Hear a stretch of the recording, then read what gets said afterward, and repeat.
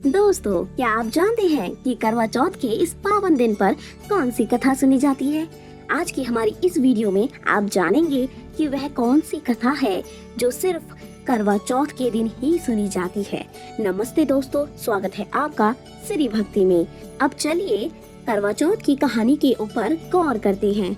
बहुत समय पहले की बात है। वीरावती नामक एक राजकुमारी थी जिसके 7 भाई थे। सभी भाई अपनी इकलौती बहन का बहुत ख्याल रखते थे।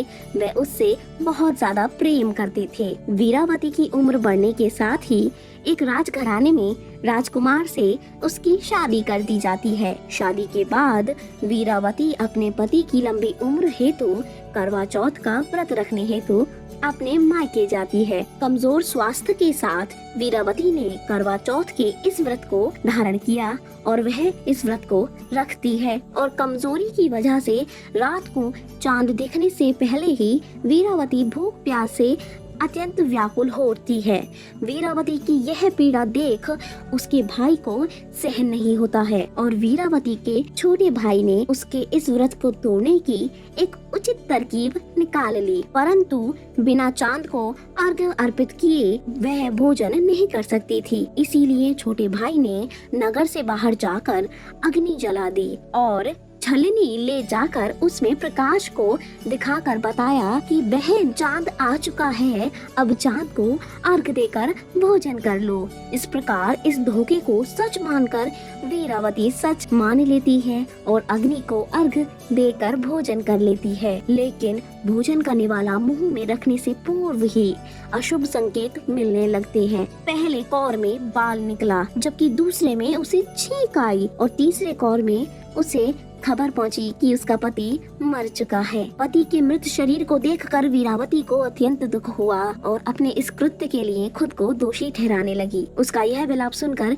देवी इंद्राणी, इंद्रदेव की पत्नी, वहां पहुंची तथा वीरावती को सांत्वना देने लगी। वीरावती ने जब देवी इंद्राणी से पूछा कि करवा चौथ के दिन ही उनके पति की मृत्यु क्यों हुई, तो इसके जवाब में देवी इंद्राणी ने कहा, तुमने बिना चंद्रमा को अर्घ्य दिए बगैर ही अपने करवा चौथ के व्रत को तोड़ा। इस वजह से आपके पति की असामयिक मृत्यु हो गई। तथा देवी इंद्राणी ने वीरावती से कहा कि तुम करवा चौथ के व्रत के साथ साथ प्रत्येक माह की चौथ को भी व्रत रखना शुरू करो। ऐसा श्रद्धा पूर्वक करने से आपका पति पुनः जीवित हो जाएगा।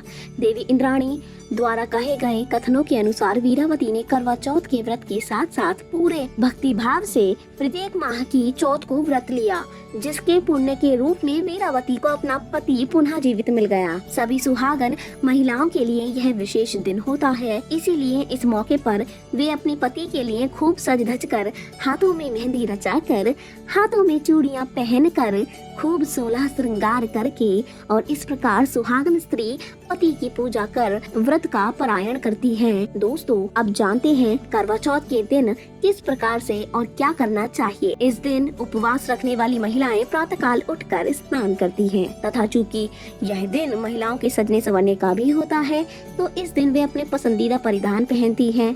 भारतीय परंपरा के मुताबिक अधिकतर महिलाएं इस पर्व पर साड़ी पहनना अधिक पसंद करती हैं तथा पसंदीदा साड़ी के साथ मैचिंग चूड़ी व गहने इत्यादि पहनकर सुंदर दिखती हैं। इस दिन महिलाएं व्रत शुरू करने से पूर्व सरगी का सेवन करती हैं। सरगी में सेब, अनार, केला, पपीता जैसे फल होते हैं, जिनका सेवन शरीर के लिए स्वास्थ्यवर्धक होता है।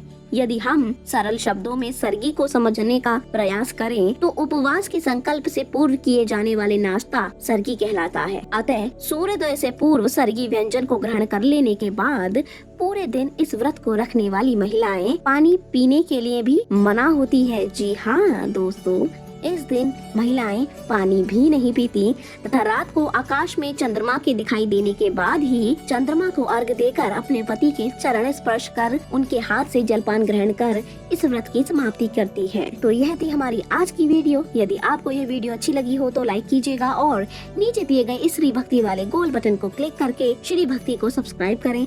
और यदि आपने अभी तक हमारी पिछली वीडियोस नहीं देखी हैं तो अभी जाकर देख लें। धन्यवाद।